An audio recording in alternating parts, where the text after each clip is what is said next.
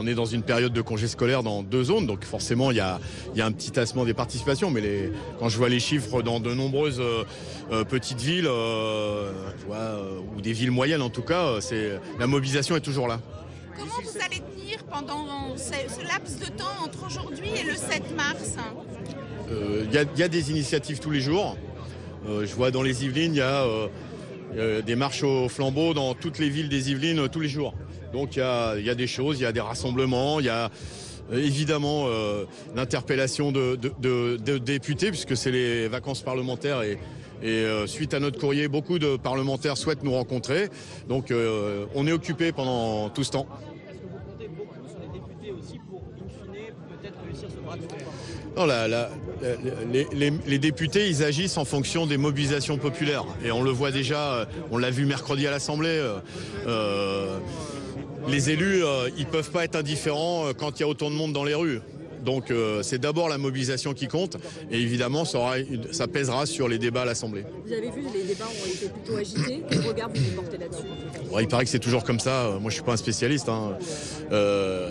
C'est un endroit où ça débat. Après il faut que les débats ils soient sur les enjeux et notamment sur l'objet de cette contestation, c'est-à-dire le recul de l'âge de la retraite à 64 ans. Mais les polémiques, les sanctions, vous pensez que ça dessert un peu la mobilisation ? Écoutez, je vous dis, je suis pas un spécialiste. En tout cas, ça dessert pas la mobilisation. Ceux qui sont dans la rue, ils savent ce qu'ils veulent. Le PC a retiré des amendements, LFI en a retiré.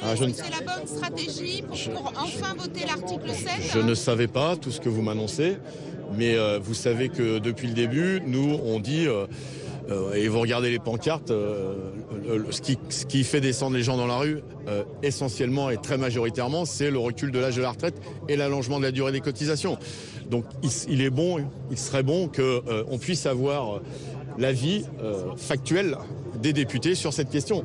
Je ne voudrais pas que des députés nous disent on n'a pas pu voter, mais si on avait pu voter, on aurait voté contre. Il faut que chacun assume ses responsabilités. Vous avez le sentiment que le gouvernement vous écoute et vous entend après 5 mobilisations ? Je suis convaincu que le gouvernement sait ce qui se passe dans la rue et écoute ce qui se passe dans la rue. D'ailleurs, son discours a changé depuis le 10 janvier. Mais il faut continuer parce que pour l'instant, l'objectif n'est pas atteint. Le retrait d'une réforme qui prévoit l'allongement de l'âge de la retraite et l'augmentation de la durée des cotisations. Les villes moyennes, l'importance et le symbole pour d'une ville moyenne ici. Là, c'est pour montrer que la mobilisation, elle est très importante dans ces villes que vous qualifiez de moyennes ou petites, avec des problématiques qui émergent, qu'on connaissait depuis longtemps, mais qui émergent et qui sont canalisées aujourd'hui autour d'un problème qui est l'allongement de l'âge de départ à la retraite, mais qui sont prégnants. Moi, j'ai passé ma matinée avec des travailleurs et des travailleuses à Albi. Ils évoquent les problèmes de transport, ils évoquent les problèmes de pouvoir d'achat, ils évoquent les questions de services publics. Donc la retraite, c'est un peu la question de la retraite, c'est un peu la goutte d'eau qui fait déborder le vase de toutes les rancœurs qu'il y a contre le gouvernement depuis des années. Sont énormes. Donc il faut que le gouvernement entende. C'est ça qu'on veut lui dire aujourd'hui. Il a jusqu'au 7. Oui, je t'entends. Ça laisse un peu de temps. Une partie des ministres mise sur l'essoufflement du mouvement. Est-ce que vous leur dites ça ne va pas s'essouffler, ne comptez pas sur nous pour ça ?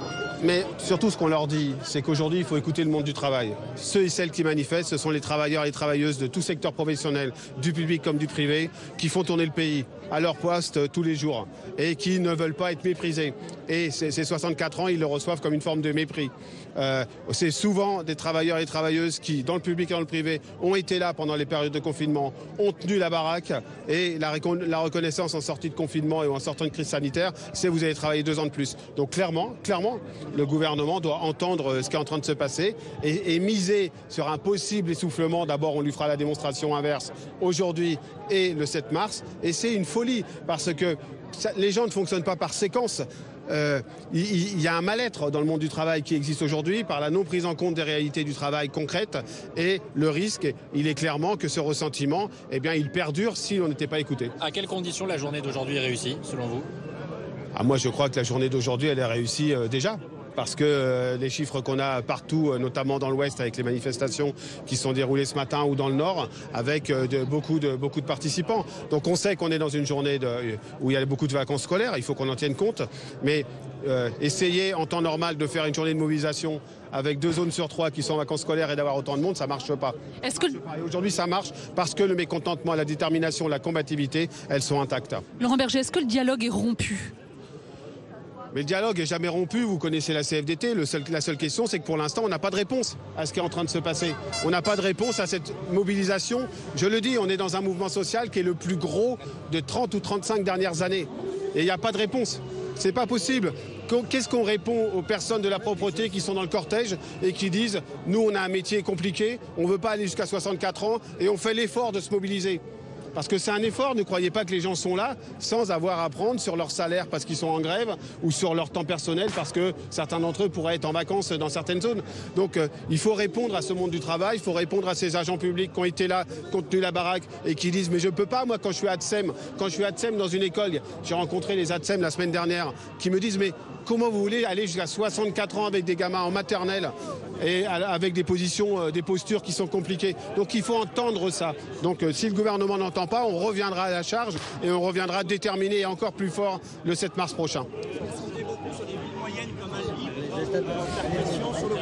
Mais les villes moyennes, depuis le début du mouvement, elles sont ultra mobilisées avec des chiffres incroyables. Vous avez vu quand même qu'à Guéret, c'était l'équivalent de 30% de la population qui était mobilisée samedi. C'est vrai dans beaucoup de villes avec des taux de participation qui sont énormes. Et donc oui, ça veut dire quoi? Ça veut dire que c'est le monde du travail réel qui se mobilise, ceux et celles qui font tourner le pays, qui aiment leur travail, qui sont à leur travail tous les jours, mais qui disent non, ça suffit là. Vous ne pouvez pas nous infliger ce report de l'âge légal qui est injuste et brutal. Et pourtant, l'intersyndicale appelle à se remobiliser le 7 après aujourd'hui pour que le gouvernement comprenne. Et il faut que le débat au Parlement se passe et il faut que le gouvernement comprenne que ce qui est en train de se passer, c'est un vrai mouvement social du monde du travail, un mouvement démocratique parce que apaisé, pacifique et un mouvement déterminé et qui recrée de la sociabilité même. Regardez, si vous descendez un peu dans le cortège, les gens sont contents d'être ensemble, contents de porter des valeurs communes et contents de montrer que le monde du travail est là et entend être respecté. Et il faut que les députés fassent leur travail de parlementaire. Effectivement, il faut qu'ils débattent de l'article 7. L'article 7 qui prévoit le report de l'âge légal de 62 à 64 ans. Et je pense qu'on ne peut pas avoir autant de personnes dans la rue, des millions de personnes qui sont dans la rue depuis le 19 janvier, et pas un débat au Parlement sur le principal article de cette loi, enfin celui qui est le socle de cette loi, qui est le report de l'âge légal à 64 ans.